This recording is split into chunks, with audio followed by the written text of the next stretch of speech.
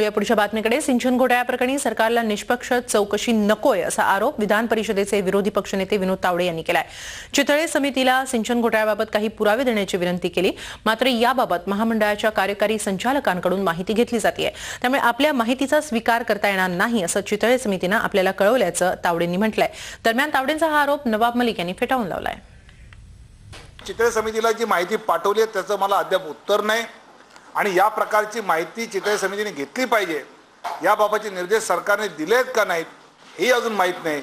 याचा अर्थ माननीय मुख्यमंत्री महोदय केवळ सिंचनाची चर्चा करतात, पण खरंच भ्रष्टाचाराची चर्चा नीट चौकशी व्हावी असं मुख्यमंत्री महोदयांना वाटतं की नाही हीच मला शंका आहे. विरोधक वारंवार कोर्टाच्या दारात जात आहे. कोर्ट स्पष्ट सांगताय की चितळे समितीचे काम चालू आहे, त्यांचे रिपोर्ट येऊ द्या. तरी माध्यमाचा वापर करून जनतेच्या दिशाभूल करून या विषयावर राजकारण कसा करता येईल त्याचे प्रयत्न वारंवार विरोधी पक्ष करताय.